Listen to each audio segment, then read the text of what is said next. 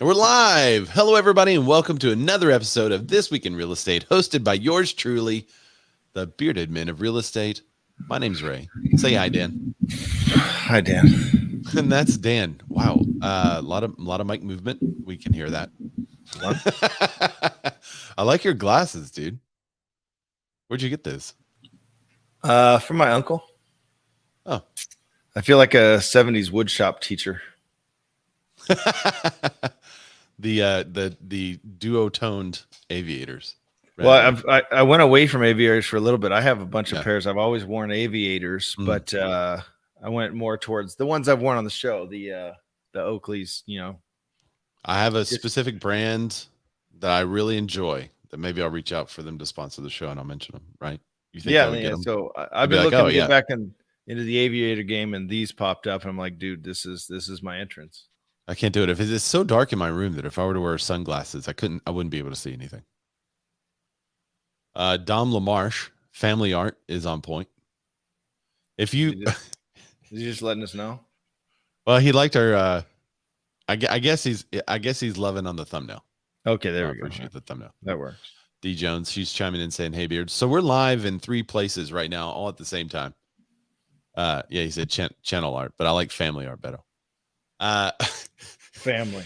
We're live on YouTube. We're live on Facebook in our Facebook page, and we're also live in Clubhouse. So if you're joining us in Clubhouse, go up to the little top. There's a little greenhouse there. Be sure you're following the Real Estate Networking Club. It's the largest club of real estate agents on Clubhouse, and you can participate in shows like this one.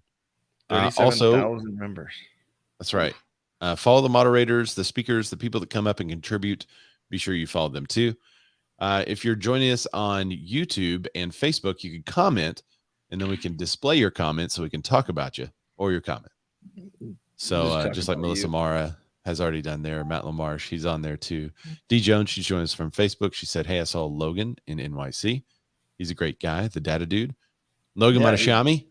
He used to come on the show all the time, and then he started his own. Does exactly what our show is. That happens.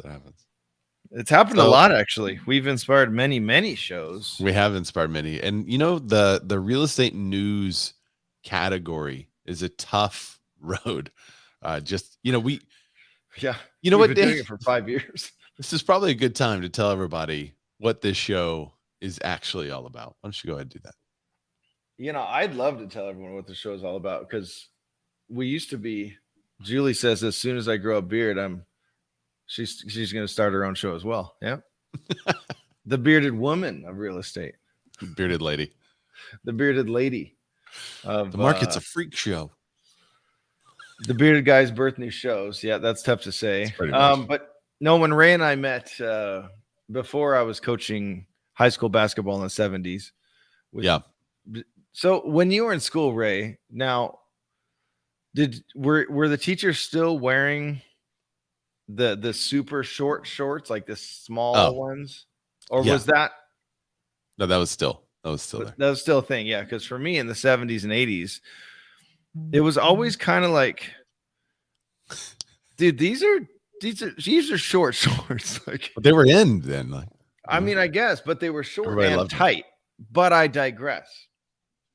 So before, and by the way, I do have some of those shorts. I don't wear them because they're extremely offensive nowadays, and I would be in danger of being canceled. But I totally wear them. Before I started coaching high school in the 70s, I had an idea for a show, because I am, in fact, a bearded man of real estate. And when I met Ray, I noticed something very interesting about him. What was that, Daniel? You know what? I don't know, Ray. I don't know. I can't think of anything today. I am a fan of the 4-inch inseam. The what? The 4-inch. Oh boy. The 4-inch inseam.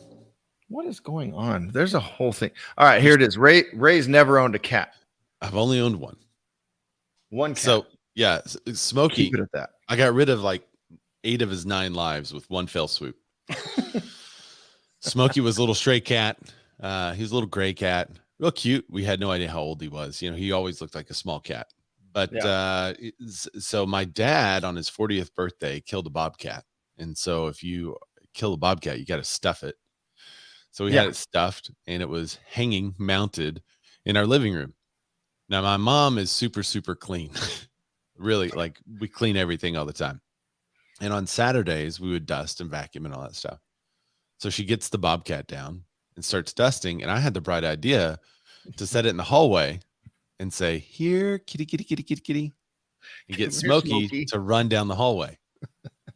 So I set it down, say, here, kitty, kitty, kitty. Smokey comes running down the hallway. And then instantly, he gets about halfway, actually. And then he notices the Bobcat goes up, with the curved back and everything. That's yeah, runs away. We don't see him for hours. And he died a couple months later. So I think.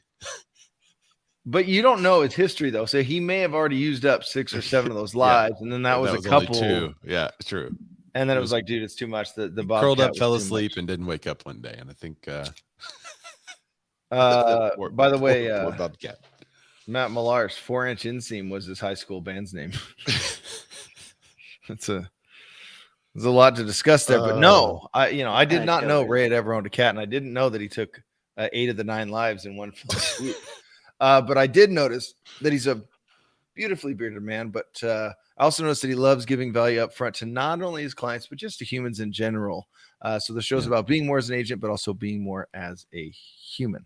And one of the ways we believe in being more is just to know what in the world is going on so that you can advise your clients well, and so that you can know for your own business what's happening in the real estate market. So we've devised this evil scheme to have one place where you could come for about an hour. Sometimes it's longer. Last couple of weeks have been longer. We're going to try to keep it an hour today. But one place that you can go to get all the market news, updates, and information. So that's why we do the show. I thought the stories were pretty innocuous today, just kind of like, hey, we're reporting the news today. Good word, and then I got to the third from last. So Realogy changes its name. The one above that, I'm just teasing it right now, what NAR has done. I thought that was really interesting. And as I read through the article, kind of ticked me off. It ticked you. For me, I just, it seems like an overreaction, but we'll see. I did want to share this real quick. There's can you see this? There it is. Market shift. How fast and furious will this thing go? Exactly what I was thinking. That was our thumbnail for the day. Fast and furious market shifts. Yeah. The thumbnail game, I think, is better than any other bearded real estate news show that airs on Clubhouse, YouTube, and Facebook. Number 1 in Taiwan, or number 16 in Taiwan. Number 16 in Taiwan. I think our thumbnails are the best out of all those. D Jones, she liked it. Good. That was a challenging one today. Honestly, the thumbnail was not easy to come up with. Well, shift is the theme, right? Last week was what? The ups and downs, right? Yeah.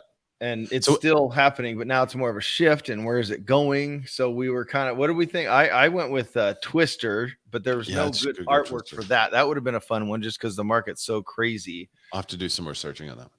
Yeah, but Ray, maybe next week you'll see a Twister one. But Ray, we're like Fast and Furious because things are so crazy right now. Julie Moon says, quite an arm pump there, right? Yeah, I'm Dom. Family. I don't. Robert's already chiming on the new Realogy name. Yeah, we'll get to the new Realogy. We'll get to. I mean, how much worse could it be than Realogy?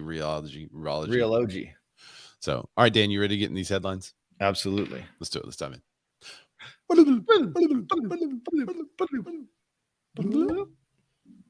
And just like that, we're in the headlines.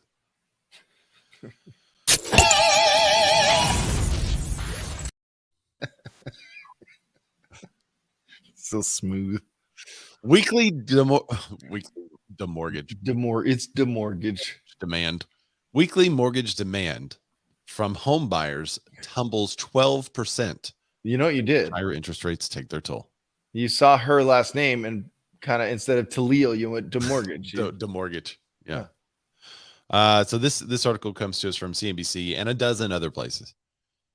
Mortgage rates actually fell slightly last week, but the demand has already been done. Oh, the damage has already been done to housing affordability. So this was interesting. If you were paying real close attention to what was going on with rates, it did go down a little bit last week, but people were still pulling back their purchase volume. Total mortgage application volume went down 11% for the week. Mortgage applications to purchase those were down 12% for the week, and week to week were 15% lower compared with the same week a year ago. So 15% lower than last year were mortgage purchase applications. Joel Kahn, he's a Mortgage Bankers Association economist. He said general uncertainty about the near-term economic outlook as well as recent stock market volatility may be causing households to delay their home search. Yeah. It's demortgage to damage. Yeah.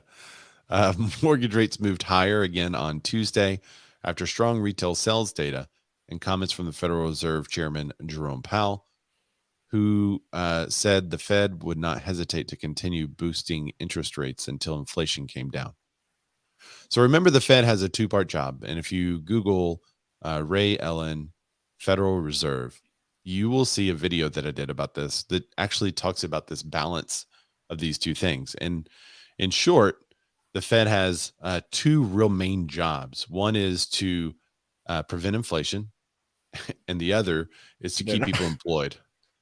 And so by putting more money available for small businesses to have access to at a cheaper rate, businesses tend to expand. When those businesses expand, they generally can increase their production and they need more help. And so they start hiring people, and then the unemployment rate goes down. Well, if they don't take their foot off the gas of low interest rates, then eventually a lot of people are working and making money. And so they start buying a bunch of stuff, which increases purchase demand, which increases purchase orders for these businesses. And eventually they get so many purchase orders that they can't keep up. And so what happens to prices? It starts to go up, and that is inflation. So now the Federal Reserve will change those rates to make it more expensive for the small businesses to have the money. And when they do, you should see some unemployment start to come back to the market, but also you should see inflation start to moderate and go down. And we have not seen that yet. So that's a very short version, very simplified version of what the Fed does. So if your clients are asking you, just do something like that. Just watch the show. Just say, here, watch this real quick. So that's just a very short summary. I wonder if we can clip that. That would be a good clip. Somebody note the time. That'd be there's no, I can't even see the timestamps. So I don't know. Somebody. No, I can't either. I'm trying to take notes on the show now, Ray, and I can't even. It's like, I guess it's like, I don't know how many minutes. Anyway, so that's a good, I don't think it's a bad thing, the inflation that's happening, and a lot of people will think it's totally terrible and awful. We're going to go into some more details. I've mentioned this on the show before, that when I was a kid, like skiing was like something that you did if you were rich. And now I don't know a friend that hasn't been skiing in a long time. So I think there are certain things that have been luxury purchases that are now more accessible than ever, that might become less and less accessible as people's disposable income goes away. But did you have anything else in that article that you wanted to put out, Dan, before we move on? And we're going to come to some comments too in just a little bit. There's about 3-4 articles that we're going to cover, and then we can open it up for a pretty rousing discussion on what's going on in everybody's market. But go ahead, Dan. No, just I was hanging out with a lender friend of mine on Saturday night, and he was detailing, he brought up adjustable rate mortgage. Mortgages, and that as an option. He's like, there's actually some good options right now for it. No docs, no income, no credit check. No, just kidding. Yeah. But it just how they're structured. They're structured very, I think it was like a 631 or something, but it was structured very, very interestingly, and it sounds like a good deal. So that might be something. Talk to your lender or do some research on it and find some info about that and put it out to your stories or put it out to all your prospective buyers. Maybe those buyers that have backed off and said, hey, I'm going to take a minute. Maybe there's a good option for them right now, especially, if it's not going to adjust for 5 to 7 years and they're really only planning on staying in this house for 3 to 5, maybe it's a good option for them. Interestingly, mortgage rates have risen over 2 full percentage points since the start of the year. Wow. That's a big number. It's a huge number, especially points. Like we obviously know they've gone up, but then when I read that since the beginning of the year, I mean, that's crazy. It's not a long time. Yeah. Okay. So let's get into, that's kind of what's happening on the mortgage rate side, but what about home builders?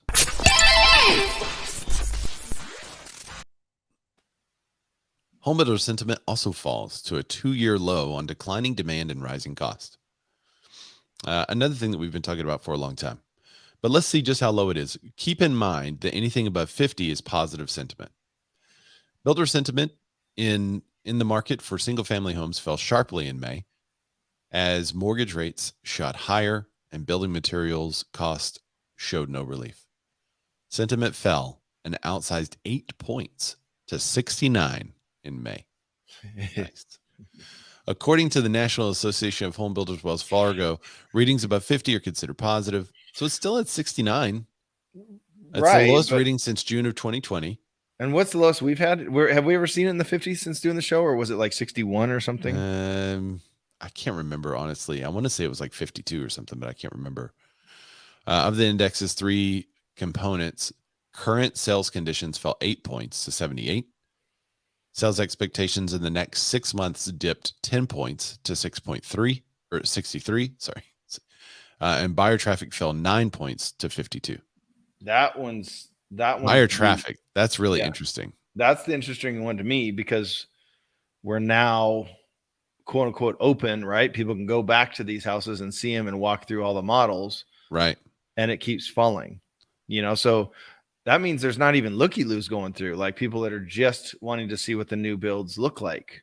I mean, if it falls down to 50%. Now, is that 50 or 50 points? Is that for the entire survey? Because if we're getting towards 52 for buyer traffic, I mean, that's pushing. That's the lowest we've ever seen that. Right. And I think, the 78, the current sales conditions, they're still really good.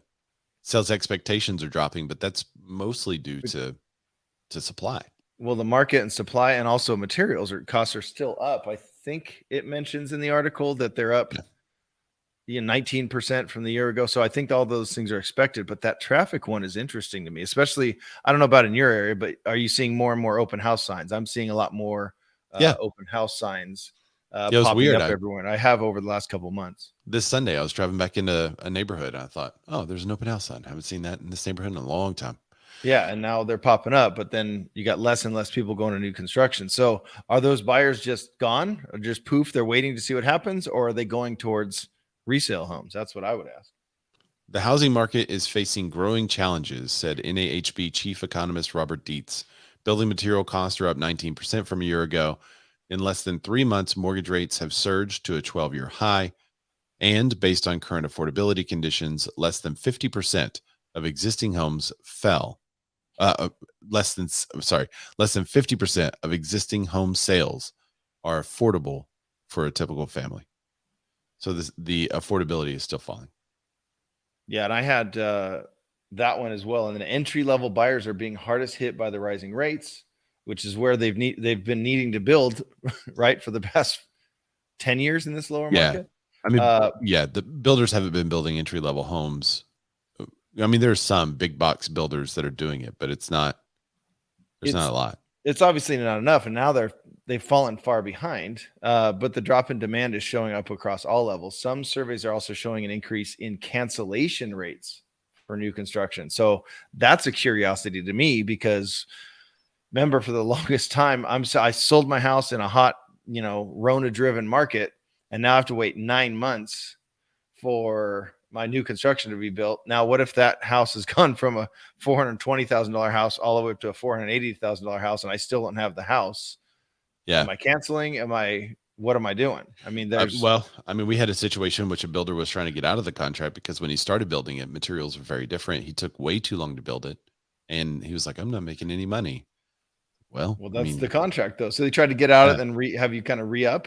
They wanted to, they basically wanted the buyers to pay more. They wanted to relist it. And it's not I didn't have the seller. Right. So this is part of the reason it's not really enough for a full transition, but I just wanted to mention this article here. This one is also on CNBC. It's a video article, so we're not going to play it obviously, but how Americans' money anxiety is impacting their mental health.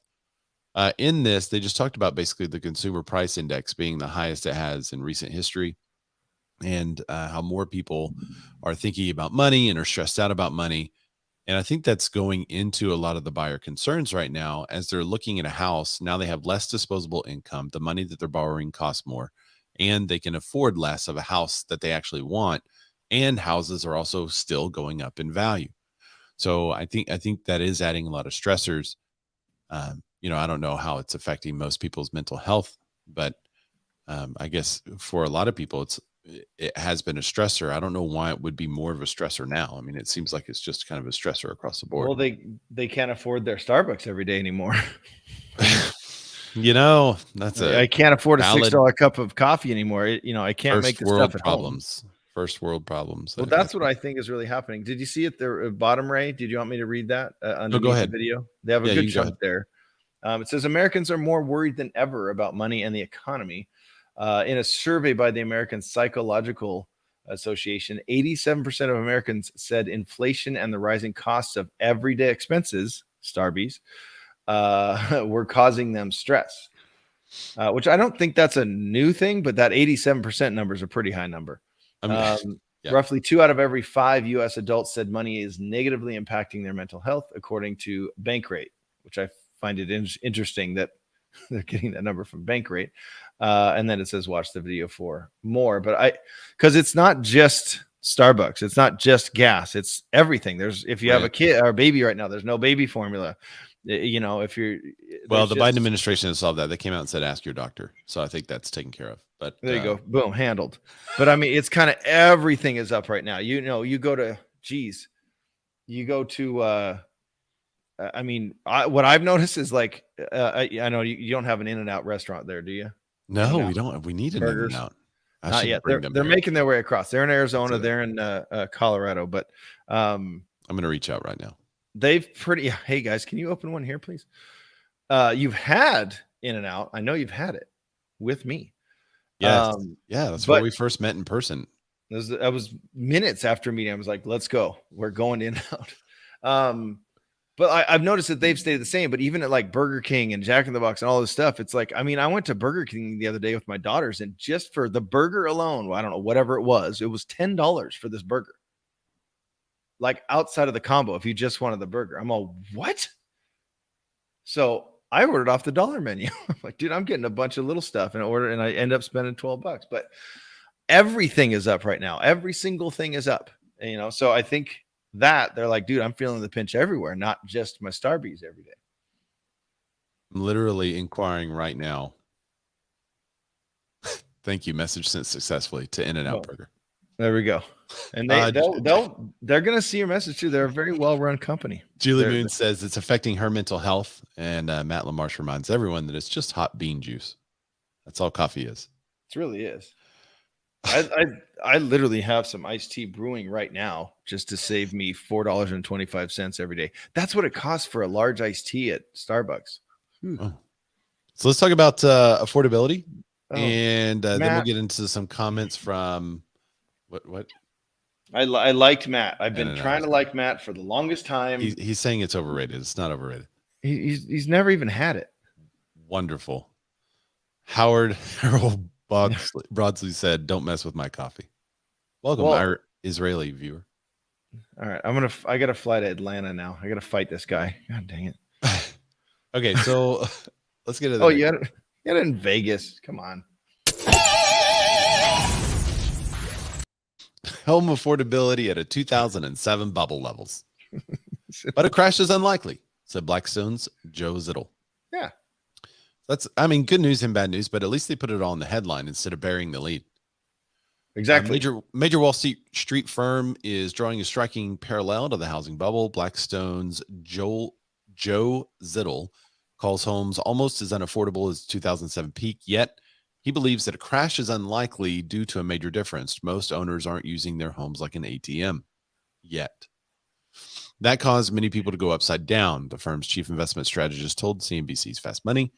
The value of what they owed was greater than the value of their home. What were interest rates back then, the early mid 2000s when people were doing that? I don't know. I mean, if they were, because right now, if they already did the refi or they bought in the last 11 years, their interest rate that they have on their house is less. So why would they refi to take a bunch of money out? Interest rates in 2002 was 6.54. Interest rates in 2005 was 5.87. So about the same, a little higher than right now. Yeah. Interesting note, by the way, 6% in 2002. 20 years ago, they were over 6%. Yeah, and that led to a housing bubble. Remember? Yeah. Everybody was buying like crazy because this was cheap money at 5%. Just some historical knowledge for y'all. That's right. Let's see. He goes on to say historically, housing ends up being more highly correlated to labor markets than it is to mortgage rates. As long as jobs market remains relatively healthy, I think housing will as well. So there you go. Yeah, he finishes with, you might see some home prices generally flatten out.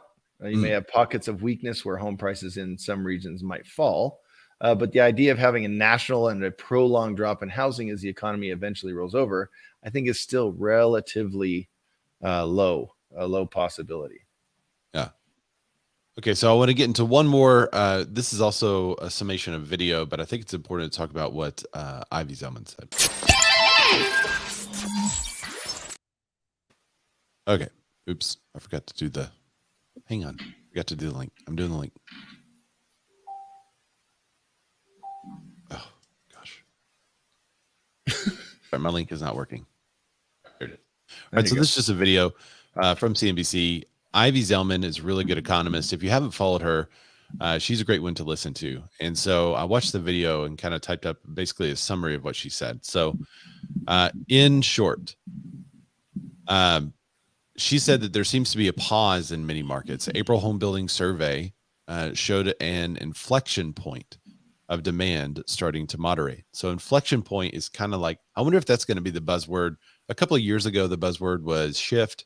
And then more recently it was pivot, all the coaching they have to use buzzwords, right? Yeah. All the coaching organizations and all the big real estate companies started changing their coaching to talk about pivot. But before that, it was shift. I'm going to do a post today about a shift. We are doing shift in the show. But she says that there seems to be an inflection point of demand starting to moderate. She said that their market score, which is what they track, dropped to the lowest level since September of 2021. Affordability concerns hit a record high. Cost inflation slowed slightly. A survey showed a pickup in cancellation rates, which is what we were talking about earlier in the other article.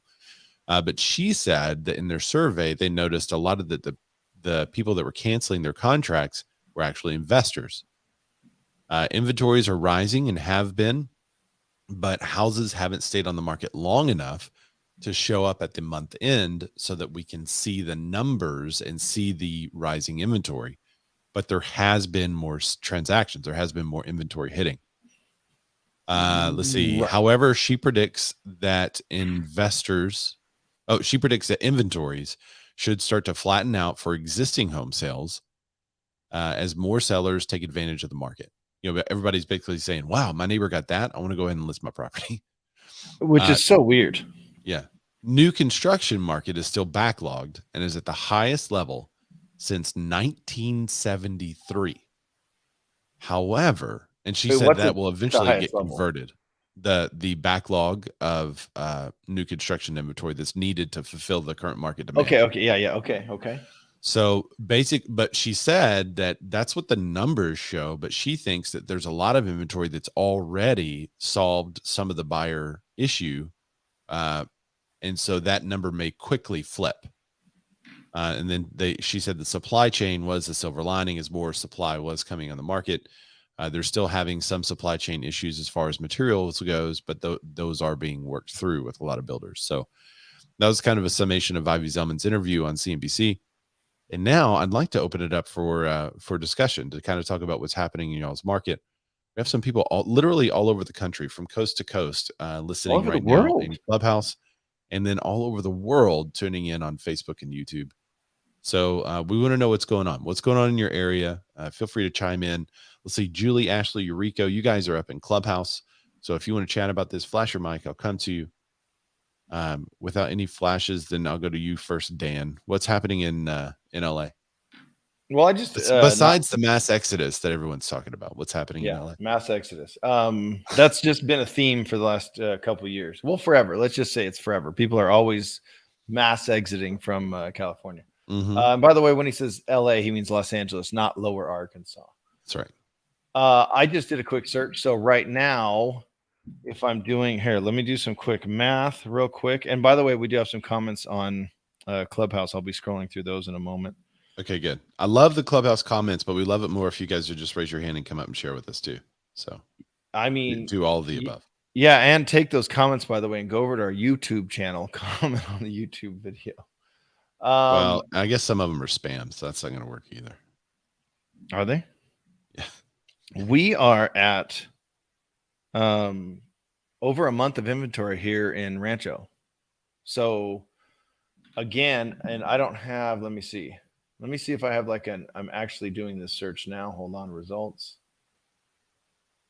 Let's just select all. There we go. Let's do a little bit of stats. You can hear me live. Look at these things. Facts. I just wanted to get active. So days on market, average days on market. 23. Average days on market is 23. That's for our actives and coming soons right now. Okay. So 25 for the actives. So now, is there something to be said there? These are just active properties, and out of 175 listings in Rancho, average days on market is 25. What's your median? Does it show your median there? Yeah, median. Hold on, I keep clicking the wrong thing for the window. Median is 15 for the active. I'm not doing coming soons because obviously there's no days on market. For 15 is the median. And those are for active. So our current in Little Rock, the current average days on market is 68, right? That's wow, man. That's a super slow market. The median is 28. So the median is less than 30. Used to, back in the day, it was 90 to 120. That was kind of a balanced market for average days on market. And then the median days on market were hovering around 60, maybe 45. Right. That was a good, low, fast transaction. So that same trend is continuing. Yeah. So it's still, I mean, 28 has been what it has been for a long time. I feel like every time I look at this thing, it's somewhere around 28, 30, somewhere in that range. The median? So, yeah. The middle, not the average, the middle. Yeah, that's right. So we still have 20% price decreases and 3% price increases, which that's also about the same. We are seeing more properties being relisted. So that used to be 1 to 2%. What do you mean by relisted? So properties that came off the market and are going back on the market. Now, do you have anything there? So for us we have days on market, then we have cumulative days on market. So for that to reset, unless anything has changed, cumulative keeps going. So if I list a property right now and then take it off the market for a month and put it back on, the cumulative days are going to keep going. After 90 days, that 91st day, it resets. Do you guys have anything like that? Yeah, I mean, it's supposed to, but a lot of agents will cheat the system and change the street name. So can't. It's not a trustworthy system how they're currently doing it. Good times. Just to be honest. So I'm just doing some live searches. So 175 actives, 174 that are active or pending. Active under contract or pending. So that's less than a month of inventory. That's less than a week of inventory for you there. Right. If everything goes. And then we have 373 actives. So that's, some of those are taking backups, but that's still less than, that's way more than what active, far less people. Active under contract is backup for us. That's 3 times your area, and we have way less people. So for active under contract or backup offers, let's see. Average days on market is 39. That's active under contract. Median is 27. Pendings. Now, this is interesting because you can technically go from active, accept an offer, and go right into pending. So if they've done that, that skips the active under contract. If you get an all cash offer or something, average is 15, median is 10. And then overall between those active under contracts and pending, that's a 22-day average and 13-day median. Julie Moon says we have 2 major counties. What counties do you serve, Julie, in case someone wants to send you a referral? She said 1 county has 0.9 months of inventory. That's 27 days. And 0.6 months of inventory is the other county, I'm assuming. That's 18 days. So 27 and 18 days of inventory there. And she serves Oconee County and Clark County. Did I say that right, Julie? So, all right. Anyone want to share? Ashley, you want to talk about what's going on in up north from me in Missouri? I'm going to call you out because you're listening to it. Y'all just talked about it in your office. Oof. Hey, Ray. Hi. I was like, oh, man, I hate when he calls on me. Make me talk. No, it's because you're the only one that didn't put your hand up. Yeah, that's right. So in Joplin, so we're in Southwest Missouri. Yeah, I mean, our inventory is still low, but it's definitely better than it was a month even ago. But yeah, we've been hearing a lot of crazy things about interest rates, which is always scary. So yeah, I feel like things are slowing a little bit. I see things lasting longer on the market. I've seen a lot of things come back on market too. Our system pretty much resets, or a lot of people will be tricky and they'll take it off and put it back on and adjust price so it doesn't look like they lowered it. But yeah, there are a lot of houses that I've seen go on that I'm thinking, man, those are going to fly out, and they're still there. So it's definitely it's a little interesting. But our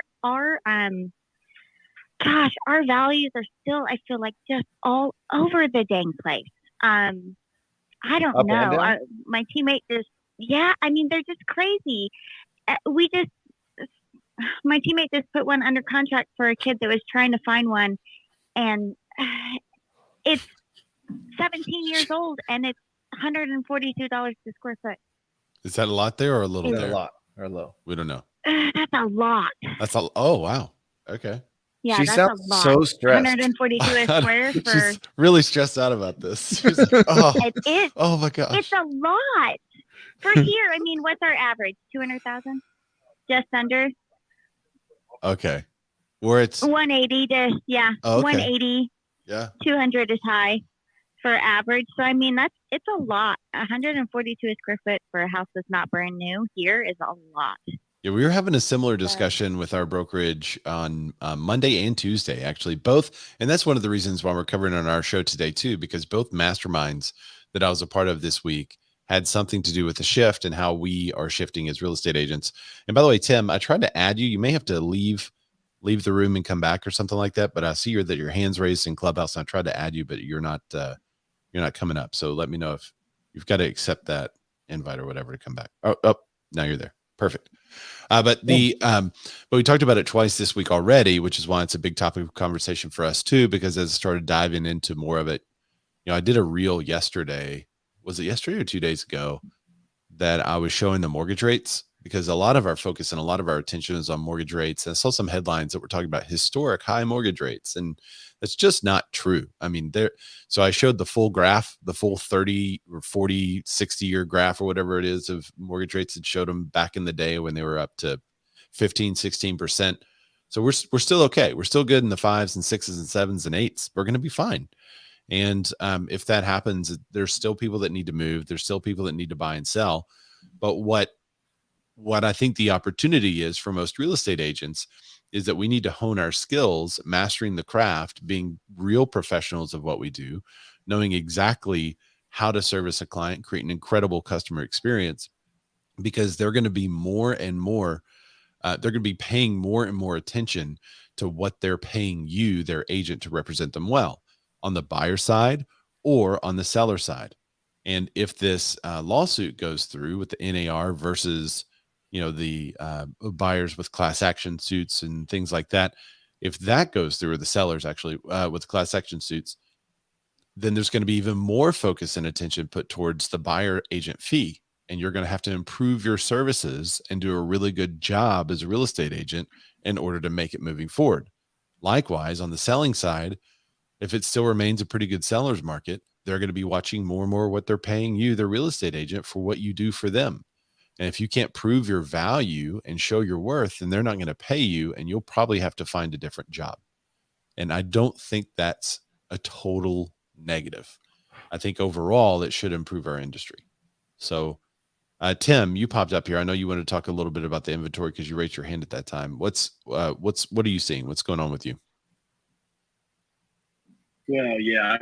So I work on the lending side, but in Phoenix here, inventory is definitely come up, but it's still moving quick. Still a lot of transactions. Phoenix is a growing market, but I just wanted to comment on the rate conversation. It's funny, you just talked about sharing the whole graph. I did something similar yesterday and put, this is perspective, right? and the DMs were blowing up about how, the home prices weren't as high as they are.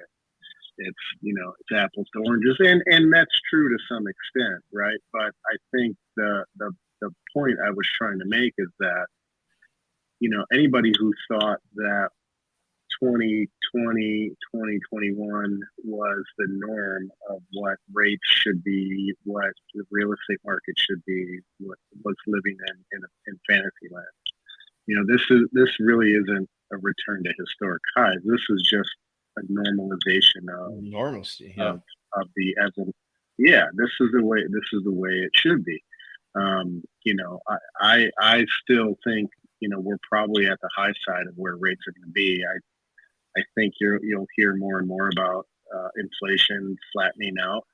I think the Fed, as data comes in, is going to have a hard time, in my opinion, going through with another half-point raise. If I'm speaking my mind freely here, but I say all that to say that going back to my story was, perspective is whatever you make it. In all reality, if your perspective in this market is the sky is falling, you're not going to last. You're going to talk yourself right out of it. If you approach it in, this is just a return to normal and back to being, a true leader in your industry, digging in on your craft, doing the things that you guys are doing here. People are still going to have success. People are still going to buy and sell houses all over this country over the next couple of years at a higher pace than maybe we've ever seen, because the demand will still be there for housing.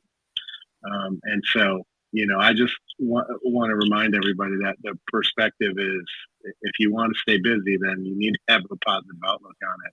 You can't. There's things you can control. None of this is stuff that we can control. You just have to operate within those confines and move forward. Very true. Mindset.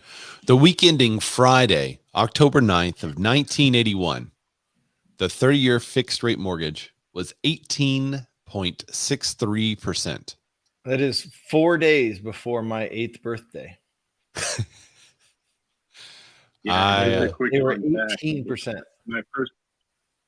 My first week in the mortgage business was February 1999, and rates were, I want to say, like 8.5 or something like that, or 8.25. Right there, Ray found some of those. Yeah, January. Let's see. You said February 1999. You were just on it. Oh, I'm almost there. February 26th, 1999 was at 6.89, but it quickly launched right up to 7.5. It launched right up to 8. Yeah. Yeah. Same year. I remember like one of my first deals was right around 8%, something like that. And that's crazy to think like that's where it was, and now all the different cycles that have happened in between that. Yeah. Well, I do want to mirror what he's saying a little bit and add to it. I think our job is I've always kind of said what my job is. I'm kind of like the lightning rod. Like there's all this energy out there and all the news stories and all the stuff that's going on in the world. And then my job is to kind of focus that energy towards buying or selling a house, so I think our job is to kind of be realistic and just present, here's what's going on, but like Tim said there, if you're, running around that the sky is falling, trying to pressure your sellers into selling or pressure your buyers into buying before it's too late, I think that's the wrong approach to take, which then goes back to what Ray said.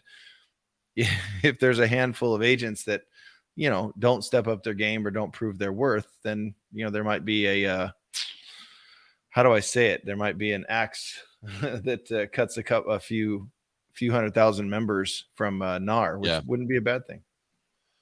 Robert said that they have 1.1 months of supply since June of 2021. So for a year.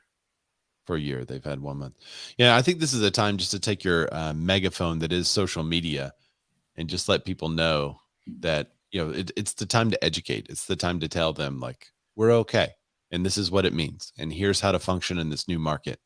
So anytime the market shifts, I think, for a real professional in the industry, it's a benefit because it's your opportunity to now show your value by educating the people that follow you and that you're in community with. So for just one, get out there and let them know. In case you didn't know, Ray has I have an actual.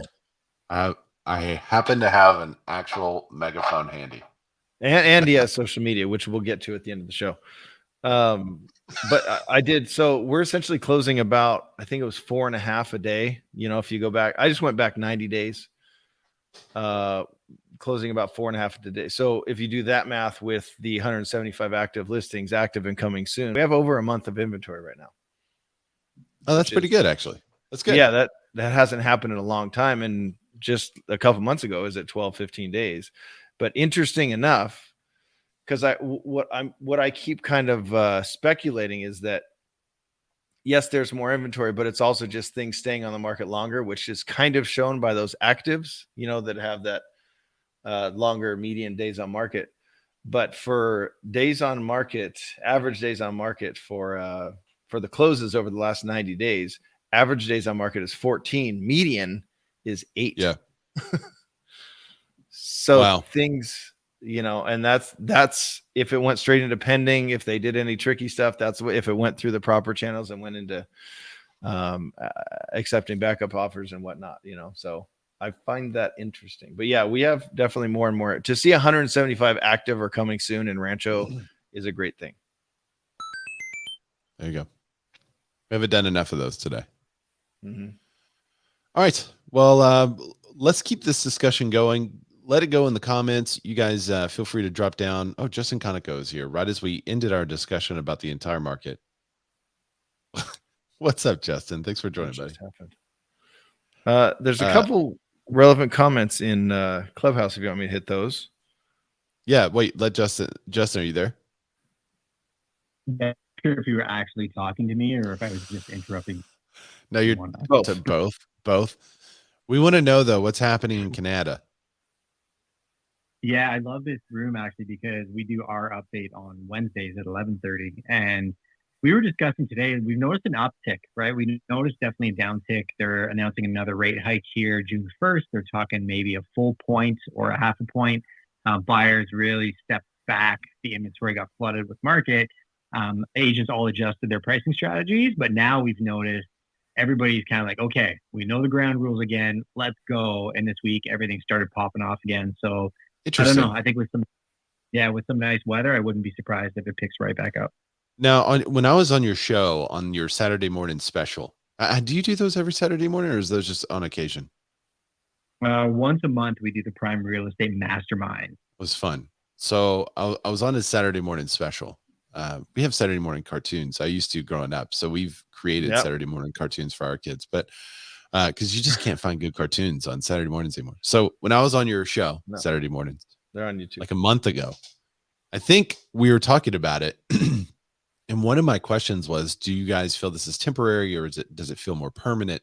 Because we were talking about the shift in the other direction for Canada. You guys had finally experienced the giant multiple offers, super hot market that America had, and then very quickly started to shift again towards maybe a more moderate market.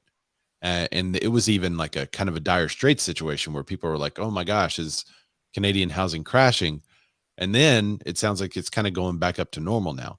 So it's like you guys were, correct me if I'm wrong, Justin, but y'all were just kind of trugging along in a maybe friendly sellers market, but a little bit above average for sellers. And then suddenly spike, super sellers market, terrible for buyers. Then suddenly spike downward. Oh my gosh, sellers are now having to discount or lower their prices when they get to the market. If they're sitting, it's a terrible situation for them. And now it's like going right back up to like a normal-ish seller-friendly market. Am I correct? Is that kind of what's happened, Justin? That's a fairly accurate assessment, right? It's all perspective, because if you compare today to 2 months ago, it's a very different comparison than last year, right? So I think it's like kids playing soccer and the ball gets kicked out and they're all just running towards the ball. That's a very it's 6-year-old soccer game. I feel like that's kind of wild how fast Canada moves as a country. I say that coming from, Little Rock and Arkansas, that I've always said on the show, we never have super high spikes and super low lows. It's always just kind of going up and down, while LA and California, and now I'm going to put Canada in that category too, are going up and down at a pretty rapid pace. Well, thanks for sharing and giving us the update. If you guys don't follow Justin, be sure to follow him. He's also got a show, Practical and Tactical, right here in the Real Estate Networking Club. It's an awesome show. It's one that I always try to make. So be sure you follow him and tune into that show too. So thanks for popping by, Justin. Thanks for. Yeah, man. On that note, let's talk about Rex.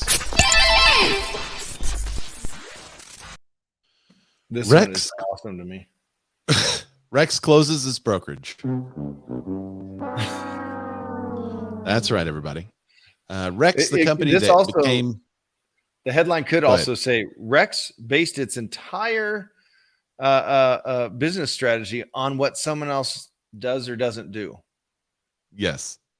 The company who based their entire model on being able to list properties on Zillow alongside of realtors. Not their own website where they can get a lot of traction. Nope. Zillow. Nope. Is going belly up.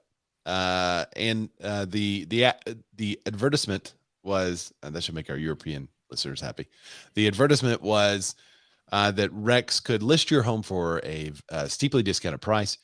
And once they do, they would list your home alongside Realtor properties on consumer search websites, including their own website, and that you would get the same service and sales potential of your property as you would if you were listing your home with a professional realtor.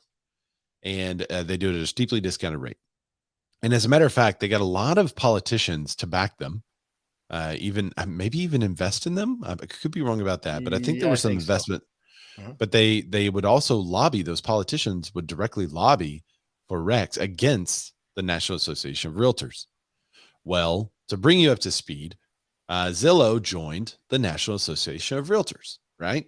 Huh. So when that happened, due to the National Association of Realtors policy, Zillow was forced to separate non-realtor listings from the realtor listings. So there's two tabs. But so essentially, Zillow's business model changed because they wanted to become brokers, right? They wanted to hang their licenses with NAR, right? Right. So their business model changed. So then someone else's had to change, right? Well, so there's two tabs now. The National Association of Realtors listings and other. And other was for sale by owner homes and any other company that's not a member of the National Association of Realtors. Right. Well, due to this, apparently the exposure to the listings that Rex had tanked. And when I mean tanked, when I say tanked, I mean like tanked enough to kill their entire company. Because apparently, and this is just speculation, it appears that there was no other marketing on behalf of those clients rather than listing on Zillow. Right. Speculation, apparently, allegedly. Sure. Okay. Mm-hmm. So let's go back to the article and see what's going on. Oh, and then Rex sued. I forgot that part. Rex sued the National Association of Realtors and Zillow for being the cartel, they called us, and trying to keep people out. So very interesting. So currently they are closing their brokerage and they hired David Boyes in the Zillow lawsuit. And apparently he's the attorney to the stars. So Rex Homes may have shut down, but it also retained, and this is the question that we had last week, which is why we're covering it, because we got word that, hey, maybe they're shutting down. And then we were like, well, what's going to happen with the lawsuit? Well, they're still suing. So they're still there enough in order to sue. Austin, Texas-based brokerage featuring a business model in which consumers paid less in real estate commissions while real estate agents were paid on a salary, told agents to transfer their licenses to another brokerage, according to the internal company emails obtained Friday. There was there's a couple of interesting things in there. They didn't really give them much time. Didn't they give them like 24 hours to move over? Yeah, it said as of right now, so if this was Thursday, they said you got to change your license over by EOD end of day tomorrow. They gave them a day to change brokerages and bring all your listings and all your buyers over and all your escrows over in a day. And so that was done through an email, right? But there was also a Zoom call, wasn't there? Yeah, we don't know. That hasn't been leaked yet, but yes, there was a Zoom call. We are waiting on the leaking of the Zoom call, which happened at the better.com. If you missed that, better.com laid off 900 employees. I think it was like 15% of their staff or something. I could be wrong in the percentage of numbers. But the main part that went viral was the CEO at the time, or if he still is the CEO, saying, I'm summarizing, but he said essentially, I'm going to try to be stronger this time than I was last time. Because it was a very trying time for me and my family last time when I did this. When he had to lay a bunch of people off. All right. So we haven't, and that was better.com. We haven't seen the Zillow call, but was the Zillow report, was that on Inman? Or Zoom, I'm sorry. Was that on Inman? Yeah, and it's on Inman. Where is that part? I'm trying to highlight it for folks. Which part? Zoom, that it was done on Zoom. I don't find. Was this the article I sent, or did I send a different one? I think this is the one. I'm gonna have to scroll. Oh, we can't find it. There was a quote that you found about the Zoom that he told people on Zoom. Anyway, the story is on Inman and Rex, Inman and Real Trends. But just so you know, because we mentioned it last week, they are still suing us. Us being the National Association of Realtors. The case survived a motion to dismiss and a NAR counterclaim. So interesting to see what's going to happen with that. So basically, if they win, how's that going to change the market? Well, there's no longer any division between a listing of a property that is listed by a real estate agent and a listing of a property that's listed by a realtor, and possibly a listing by someone that's for sale by owner. So now all of our websites can feature all the listings. I don't see why that's a big deal, but I don't either. Yeah, you found it. It was on Real Trends, by the way. It was on Real Trends, the Zoom call. Yeah, and then there it is. Yeah, I found it. The apparent doubling down on one lot, that's Rex, and then doubling down as Inman first reported, Rex has dropped an antitrust action against the state of Oregon, which argued the state unfairly discriminated against discount or rebate brokerages. And then I said they gave their employees 1 day to transfer their license. Here it is. There you go. The message is the latest indication that Rex found 7 years ago is undergoing. It's not just a massive downsizing, but rather shutting down operations completely. Earlier this week, company agents chronicled a Zoom meeting in which company's CEO, co-founder Jack Ryan laid off a vast majority of the company's 180 employees and announced the immediate shutdown of Rex's physical offices in Austin, Wood Hills, California. But so, and this was my question last time Better did it, and the guy could have phrased it differently. But what is pardon the pun, better way of firing a massive amount of people at the same time? Because if you call, then that gets around really quickly too. So it seems like Zoom is pretty effective. At least you're looking at them kind of in person. I don't know. I guess, but it's this day and age where people aren't working in the office anymore and they're working all around the country. Like the CEO can't go person to person. No, and then he comes on and like, there's going to be a big announcement. Oh, we don't have a job anymore. We have to transfer our licenses. But so when I used to work in the video game industry, layoffs were very, very common. And you were brought in, and they would do big layoffs. They were brought in. People would get brought in one at a time. But y'all are all in the same office, right? I mean, yeah. I guess you would be brought in by your supervisor at whatever office was. But these days, the supervisor is now in a different part of the state too. Yeah, so I feel it has to be done. But the part with the better.com layoffs, was just the callousness behind it. So I'm hoping that this one went different, but the 1 day is kind of the egregious part to me, where they gave him a day. All right. Yeah, I know you didn't know this was coming, but you get a day to transfer everything, your license and all your listings and stuff. I have a feeling that a lot of them might have guessed. What's the sunglasses brand you're currently wearing? The brand? Yeah. Oh, these are Kirkland Signature, dude. Okay. So today's shades brought to you by Kirkland Signature. Chris Murray comes in and says, yeah, it said calls to Rex CEO Jack Ryan were not returned, just like calls to their agents about their listings. Oh gosh. I think that's an industry-wide problem though, not just Rex, to be honest. Well, I mean, when you go to Zillow to look at their listings, you're like, wait, who's the listing agent? By the way, quick, can I add some more shade? Yeah, go ahead. I just went to the Rex Real Estate website. It's a smarter way to sell your home. And I went through the process. I put in my address and I said, give me a valuation. Really? Yeah. I said, give me a valuation. I put in my email address and it said, oops. What did it say? Oops. It looks like we're having some trouble. Give us a call at, and then the number, and we can finish this over the phone. Yeah, they're going to refer. So yeah, they are having some trouble. They don't have, they're trying to pay a lawyer. By the way, isn't that lawyer the same lawyer that defended Harvey Weinstein?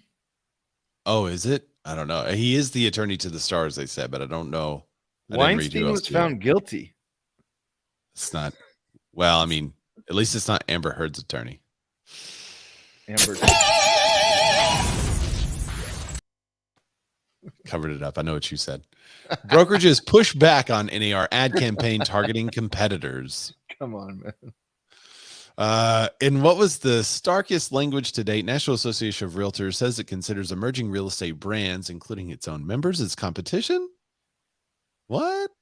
When the trade group passed a $10 increase, this goes back into the $10 increase that we talked about last week. It had a visual aid, and it was a slide showing the companies in what NAR called a crowded real estate category. So let's look at this crowded real estate category. Who's here? Ribbon. Compass, Ribbon, Open Door, Fly Homes, OfferPad, Knock, Homey, and HomeLight. And would you put Compass in the same category as those? Okay, they're in the new entrants. I had the exact same question, because you have on there power buyers, which power buyers, if you guys don't know, is where they essentially make your seller an all cash buyer, right? So they kind of, they're a different type of investor. That's what HomeLight is. I think Homey is. I don't know what Ribbon is, but then Open Door, you have more of the iBuyers where they become the investor kind of thing. But so for audio listeners, there's 3 columns, and the heading, it's kind of like a marketing-ish heading of the first column says a crowded real estate category, and it shows a lot of, it looks like Instagram posts or something like that from real estate companies. And you can see the Remax. I can see the Remax balloon. I could see something else. I could see, I think there's like 2 or 3 Remax ones on there. Then it says new entrants. And under the new entrants category is Compass, Ribbon, Open Door, Fly Homes, OfferPad, Knock, Homey, and HomeLight. And then it says, an ad spending expected to rise. So what were you saying about the classification of Compass and with those other companies? Well, they just all seem like disruptors, right? And I know Compass is a disruptor as well but they're essentially just more they have the lit savvy sign. They have the lighted sign. They have the lit sign. They're lit. Come on.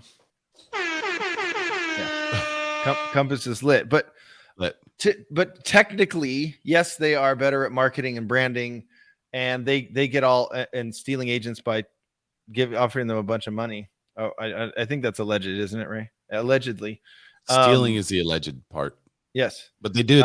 They did offer big agents a lot of money to come over to them, and agents paid them a lot of money for all the marketing and tech advances that they have. After seeing their books, the other company's books, and they're going, oh, no, we can pay you this. Well, yeah. But I think, I feel like the classification is not appropriate.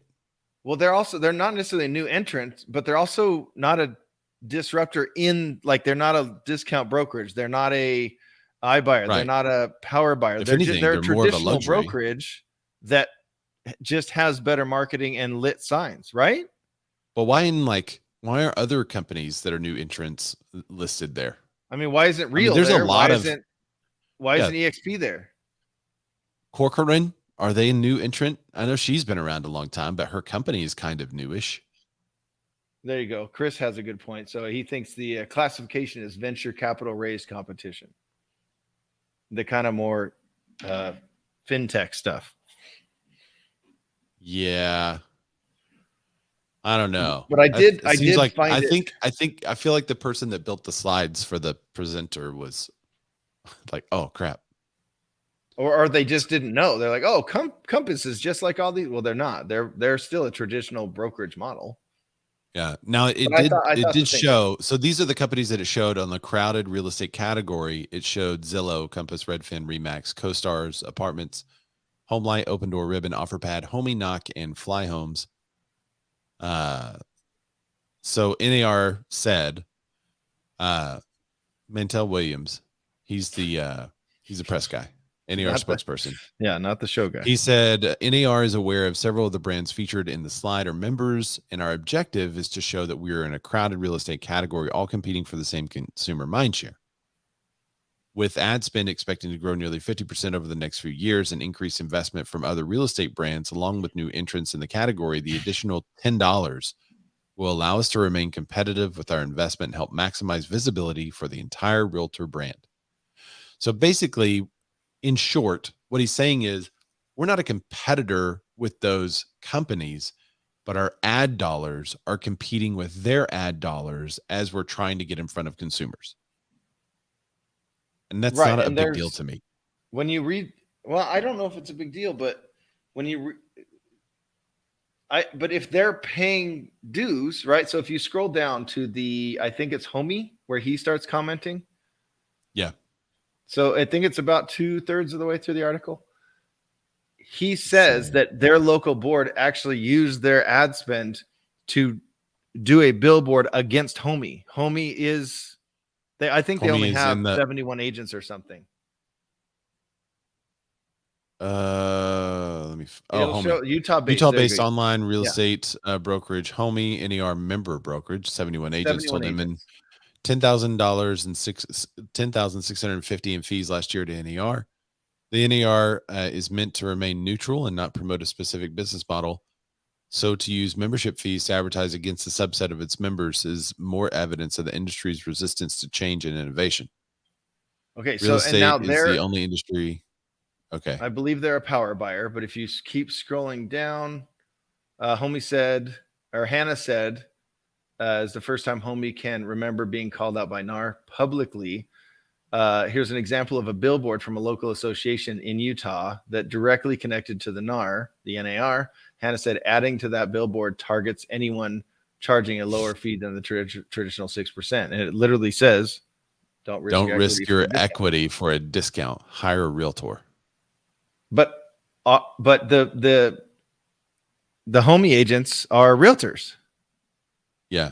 So it's almost like NAR should get out of the business of marketing altogether because they can't do a logo. This is just my opinion. They can't do a logo. They're not they're not focused on the consumer experience. And I don't think that anyone, if I were to poll, you know what, I'm going to poll my friends. Non-real estate agents only can answer. Do you know what the difference in a realtor and a real estate agent is? Because if they're taking all this money and they say, we need to educate the public, and yet the public has no idea, then why don't you just step back and create a service that the public wants to use? And then the public will be educated on what you do because they'll have this service that they use all the time. Like, I don't know, a national search.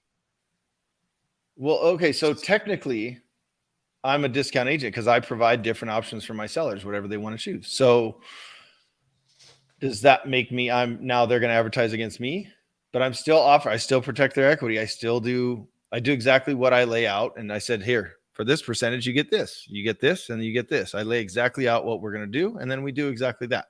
But if they were about the consumer experience, part of that consumer experience might be, hey, I want to work with Rex. Now, Rex wasn't part of NAR, but if they were, it's got to be consumer first, right? They're the ultimate thing pushing this industry, right? They're the ones that are buying and selling, right? Shouldn't it be about their experience and not who we are? I mean, and by the way, if you do a search for who we are, you get a bunch of articles from NAR and Realtor.com saying who we are. And there was one I found, I think I shared it to the Be More contributors. It's a video ad about the advertising campaign and what it's about. Yeah. Like what? I mean, I feel like they just stepped in it so many times, man. The only thing to do though is to get involved with your local boards and work your way up. Right? Jen and Jen in the board. Yeah. I think and Debbie Rice, she worked her way up too. Chris has another good point. The effect change. Yeah, I don't want to start the debate. We got to keep going. But it is a really good point. Look at Chris's comment on Facebook. Or live on the show. I'll put it up there for everybody. There you go. All right. So speaking of progress in marketing, let's talk about Realogy. I mean, anywhere. Any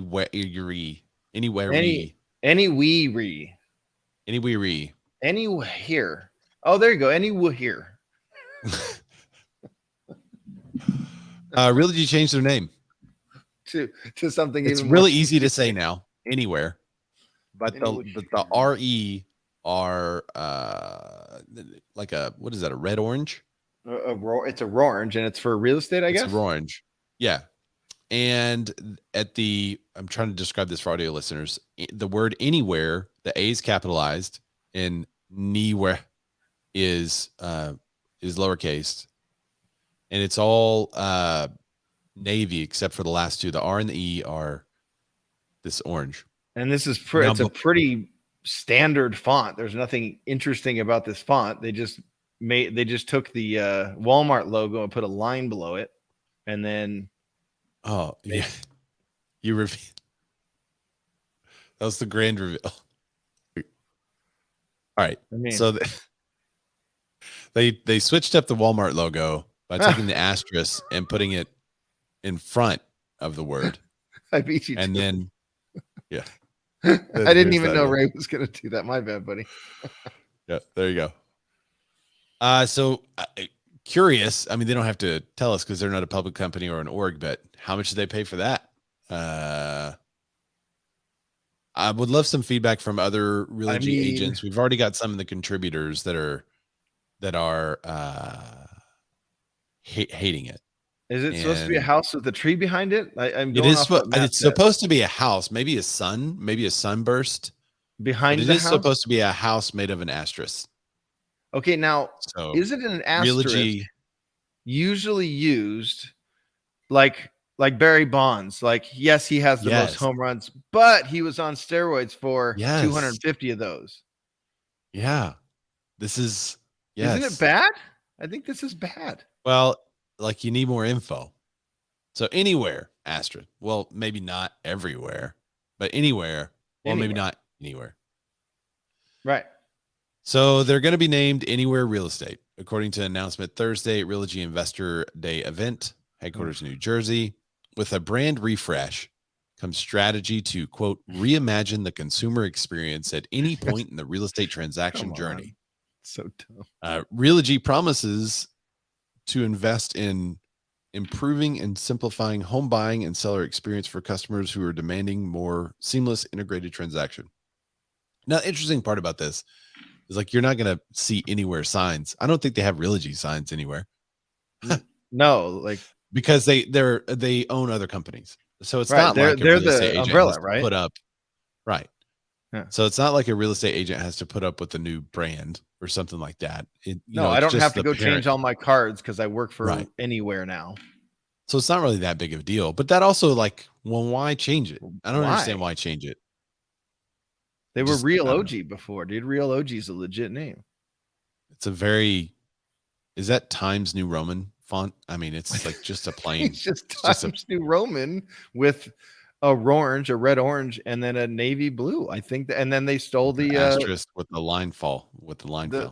Yeah, I think they just took the Walmart logo, made it look more like a house with a sunburst behind it, and then used some Comic Sans or what? I don't Oh, that would be rich.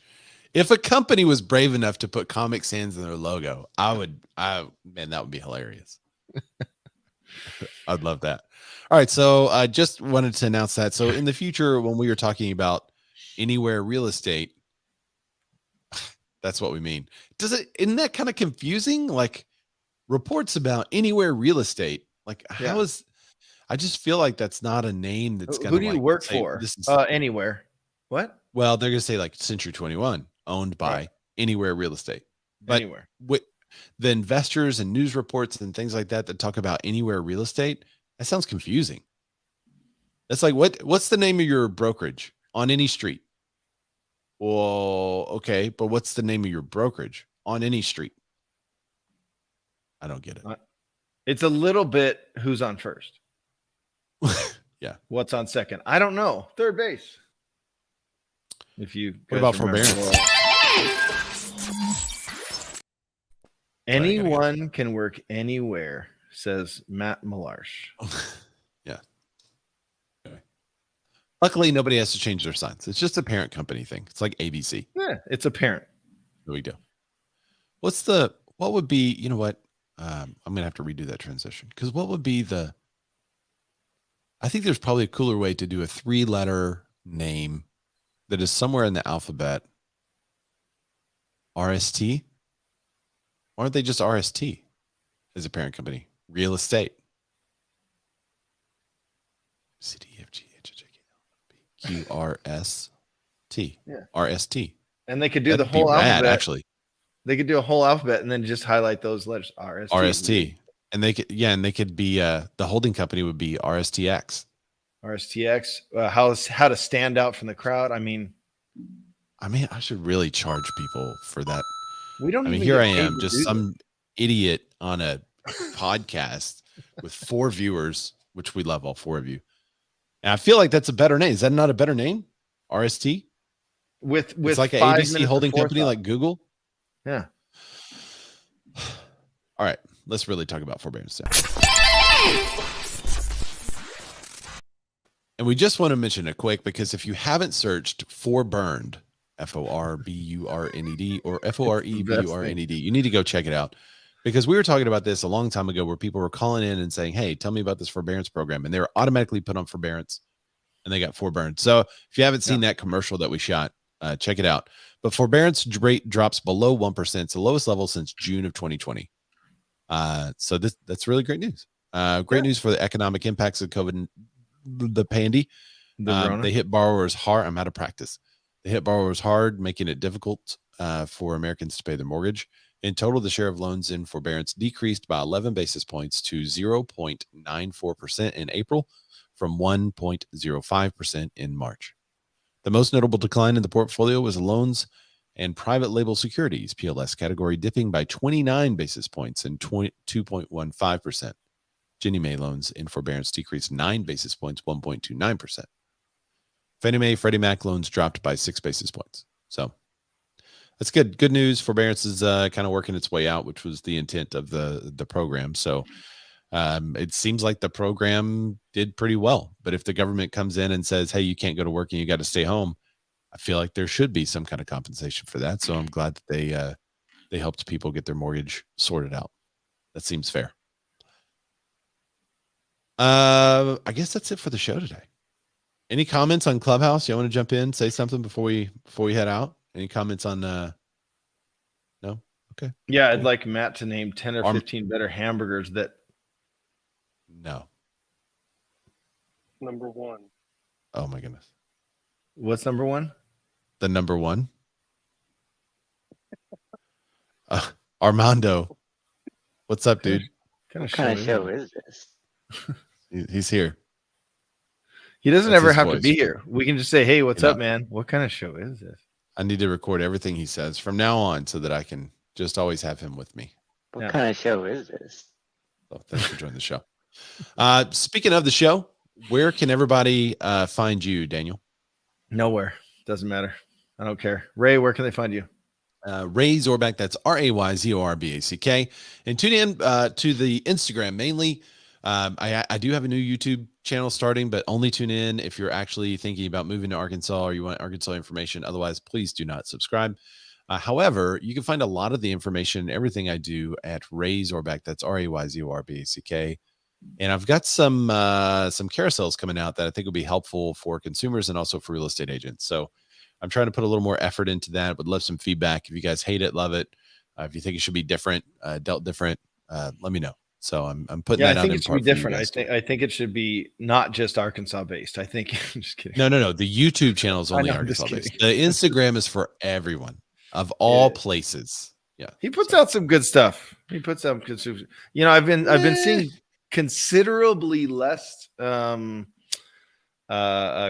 stuff, Ray. I'm just saying. I know. Well, I've been a little busy, but yeah, you'll see the return of the CrossFitness. You've also seen less cakes, and hopefully we'll see the return of those cakes too, because I can't go that long without them. And then because the cakes come back, he needs more CrossFit. I need more CrossFit. Yeah. It's all cyclical. All right, guys. Thanks for joining us, and we will see you not next week. No show next week, so we'll see you guys in 2 weeks. So thanks for hanging out, and we'll see you next time. Bye. I'm gonna go get Bye, everybody. Go get some In-N-Out.